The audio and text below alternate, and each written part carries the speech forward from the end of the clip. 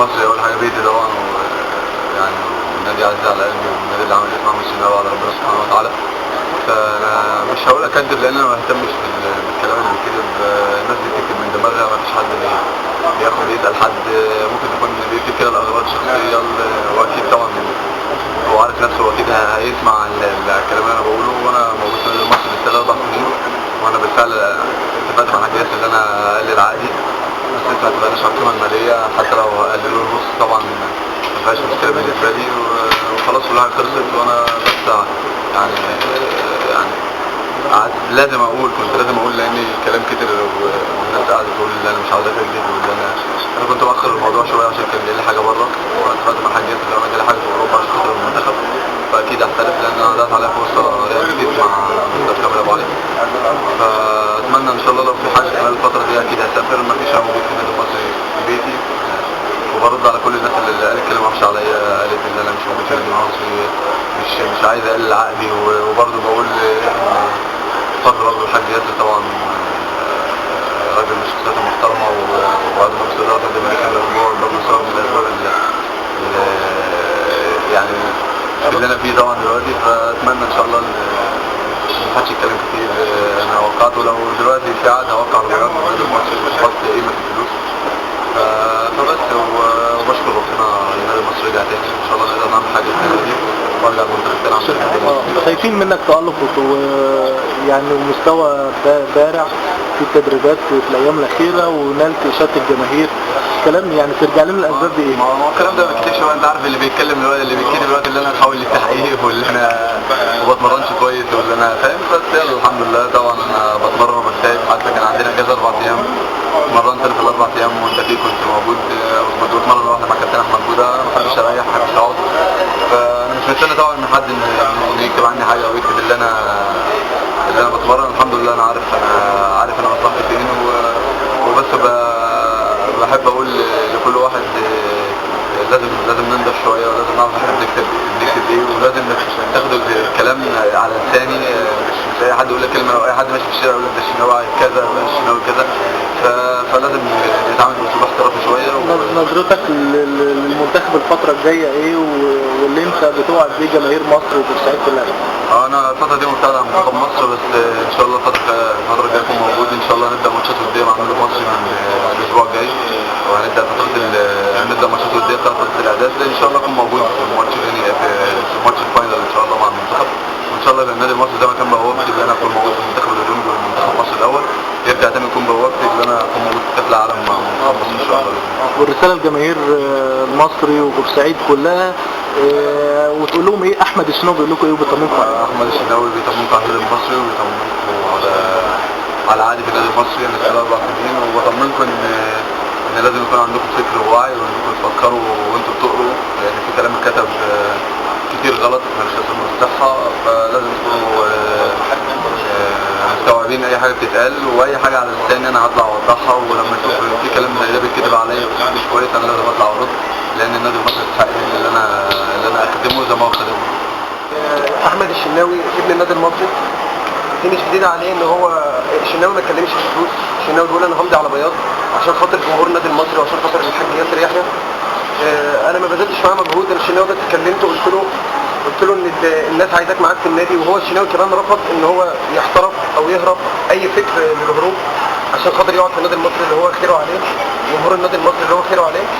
فاحمد الشناوي تحت امر النادي المصري، وهو باقي في النادي المصري 4 سنين ان شاء الله، مش هيمشي الا عن طريق النادي المصري، ويرجع المنتخب باذن الله، والنادي يكون قريب باذن الله. يعني عرفنا بقى عضو مجلس اداره في نادي المريخ، وبيسهل الامور لنجم منتخب مصر، نجم النادي المصري.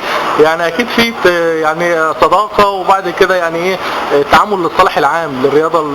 طبعا النادي المصري يعني كان الكبير لبورسعيد وكبير العائله الرياضيه في بورسعيد. النادي المصري طبعا يعني اخ كبير لنادي المريخ، واحنا كلنا بنشتغل عن طريق النادي المصري. احنا مش هننسى الموقف اللي الحاج ياسر كان معانا السنه اللي فاتت، والدعم اللي هو دعمه لنا من فلوس للعيبه ما سابوناش السنه اللي فاتت. وده اقل حاجه ان انا اساعد اخويا احمد، والحاج ياسر طبعا الاخ الكبير لينا والاب لينا نادي المريخ. فدي حاجه مش جديده علينا ان احنا نقف مع النادي المصري زي ما هو واقف معانا على طول ومش سايبنا وبيدعمنا على طول. فدي حاجه انا لان احنا كمان بنشجع النادي المصري، يعني احنا بنحب النادي المصري وبنشجعه، واحمد اخ كبير يعني اخ ليا صغير، والحاج ياسر اخ كبير ليا، فدي حاجه مش فاهم ايه اللي عملها ازمه. يعني الموضوع مفيش ازمه خالص. انا احمد بالنسبه لي هو عارف اخويا صغير، والراجل كان كلامه معايا من الاول ان انا تحت امر النادي المصري. موضوع الفلوس ده انا مش هتكلم فيه. انا بس عايز العب عشان انا عايز ارجع مكاني تاني في المنتخب، وعدت ان احنا ان شاء الله هنكون موجودين في الدوري السنه دي، وان احنا هنلعب. الراجل مشكورا كان موجود معانا زيه زي ولاد بورسعيد وزي اللعيبه كلها. الراجل قال اللي يمشي على الناس يمشي عليا. انا النادي برضو يعني بادين بفضل النادي المصري، انا تعرفت من خلال النادي المصري. الراجل اتكلم معايا ومفيش، انا ما اعرفش الازمه دي المفتعله. بالنسبه للشناوي الراجل الموضوع قال انا همضي لك على بياض، بس بصراحه انا كان في وعد ان هو يناير ان شاء الله لو ربنا كرمه بعقد بره، فاحنا كنا واعدينه كمجلس اداره ان هو ان شاء الله مش هنقعد في طريق احتراف. فبنتمنى التوفيق للشناوي. الشناوي هيبقى سفير مصر وبورسعيد والنادي المصري بره ان شاء الله، من اللعيبه اللي هم بالنسبه للنادي المصري استثمار، وهيرفعوا اسم مصر بره ان شاء الله. طب من معاملتك لاحمد الشناوي على مدار اكثر من عام، شايف الشناوي بيحب النادي المصري قد ايه؟ انا لسه بقول لك اهو الشناوي بقول لك انا تحت امر النادي المصري في اي وقت. هو طبعا دليل فضل النادي المصري ان هو اللي عامل الشناوي.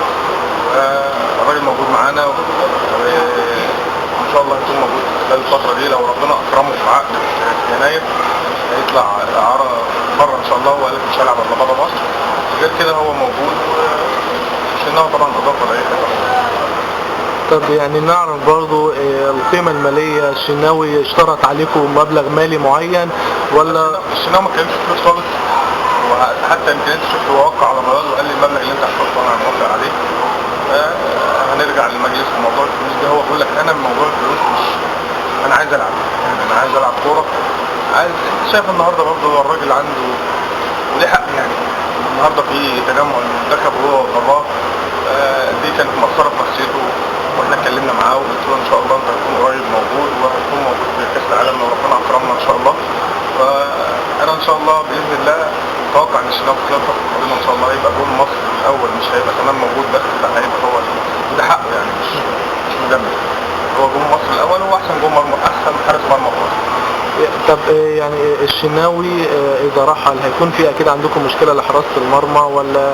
والله احنا يعني لو الشناوي برضه واحنا متكلمين ان لازم يكون عندنا فتره قبلها عشان نكون مجهزين البديل، وان شاء الله مش هيبقى فيه مشكله باذن الله. الحرب اللي كانت يعني اخذت وقتها حوالي 3 ايام او 4 ايام حوالين الشناوي، وهجوم ضارم على الشناوي، وان هو بينكت جميل النادي عليه، يعني من وجهة نظرك انت بتصرفها، وانا عارف ان انت قليل الكلام في وسائل الاعلام او الصحفيين، اكيد شفتها او وصلتك اخبار عنها، شايف ان الموضوع ده ليه مين المستفاد منه؟ انا بس عايز مش اي اخبار كده ناخدها. انا بتكلم على لسان اهو، بقول لكم ان الشناوي انا كراجل ممثل مجلس او بتكلم باسم المجلس، باسم مجلس اداره النادي المصري. الشناوي قاعد معانا، والراجل كان والده حد قاعد معانا، كنا اختلاف بصراحه بقى، يعني اختلفنا بس ان هو الراجل هيغير السنه دي في العقد، لكن مش هيغير على اساس ان ما تعرفش السنه الجايه الظروف هتبقى ايه، احنا هنبقى موجودين او مش موجودين. فهو ده كانت نقطه خلاف، لكن وصلنا ان هو زي ما قلت لك الشناوي مضمنا على بياض، ان انت خدت الصور. والشناوي طبعا زي ما قلت لك قيمه وقامه للنادي المصري.